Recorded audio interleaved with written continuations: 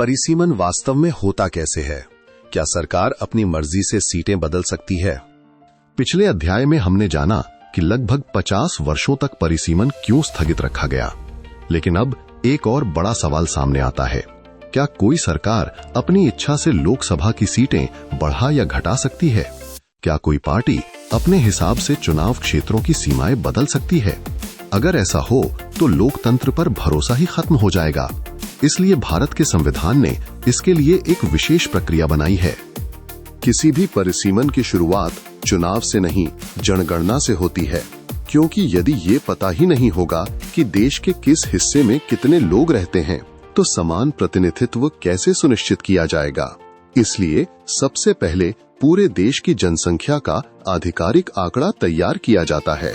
जनगणना के बाद संसद एक कानून बनाती है जिसे डेलिमिटेशन एक्ट कहा जाता है। यही कानून आगे की पूरी प्रक्रिया का आधार बनता है।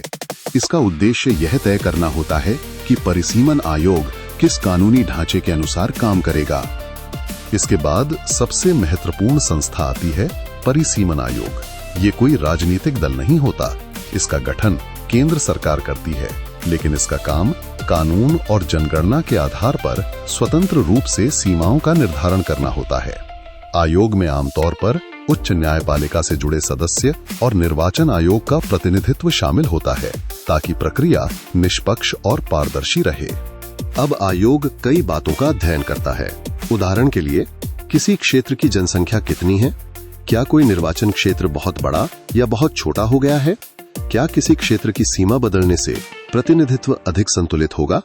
क्या अनुसूचित जाति और अनुसूचित जनजाति के लिए आरक्षित सीटों का पुनर्निर्धारण आवश्यक है? इन सभी पहलुओं को ध्यान में रखकर आयोग अपनी सिफारिशें तैयार करता है। इसे एक बहुत आसान उदाहरण से समझते हैं। मान लीजिए किसी राज्य में 4 लोकसभा क्षेत्र हैं। कई वर्षों पहले इन चारों क्षेत्रों की आबादी लगभग समान थी, लेकिन समय के साथ एक क्षेत्र की आबादी बहुत तेजी से बढ़ गई, जबकि दूसरे क्षेत्र की आबादी लगभग स्थिर रही। अब यदि दोनों क्षेत्रों से एक एक सांसद ही चुना जाए, तो एक सांसद लाखों अधिक लोगों का प्रतिनिधित्व करेगा। ऐसे में आयोग सीमाओं में परिवर्तन का सुझाव दे सकता है, ताकि प्रतिनिधित्व अधिक संतुलित हो सके। अक्सर ये सवाल पूछा जाता है, क्या परिसीमन किसी राजनीतिक दल को फायदा पहुंचाने के लिए किया जाता है? सिद्धांततः इसका उत्तर नहीं है। परिसीमन आयोग का काम जनसंख्या, कानून और निर्धारित मानकों के आधार पर सीमाएं तय करना होता है। फिर भी क्योंकि नई सीमाओं का प्रभाव चुनावी परिणामों पर पड़ सकता है, इसलिए इस प्रक्रिया पर राजनीतिक बहस होना स्वाभाविक है। आयोग अपनी प्रारंभिक सिफारिशें प्रकाशित करता है। नागरिक, राजनीतिक दल और अन्य हितधारक अपनी आपत्तियां और सुझाव दे सकते हैं। कई मामलों में सार्वजनिक सुनवाई भी होती है। इसके बाद अंतिम आदेश जारी किए जाते हैं। यहाँ एक बहुत बड़ी गलतफहमी दूर करना जरूरी है। परिसीमन का अर्थ ये नहीं है कि किसी राज्य को सजा दी जा रही है। इसका अर्थ ये भी नहीं है कि चुनाव क्षेत्रों की सीमाएं मनमाने ढंग से बदली जा रही हैं। और इसका अर्थ ये भी नहीं है कि किसी एक राजनीतिक दल को लाभ पहुंचाने के लिए पूरी प्रक्रिया बनाई गई है। परिसीमन का मूल उद्देश्य है बदलती जनसंख्या के अनुसार प्रतिनिधित्व को अधिक संतुलित बनाना। अब तक हमने समझ लिया कि परिसीमन की प्रक्रिया कैसे चलती है, लेकिन सबसे बड़ा विवाद अभी बाकी है। क्या वास्तव में दक्षिण भारत की सीटें कम हो जाएंगी?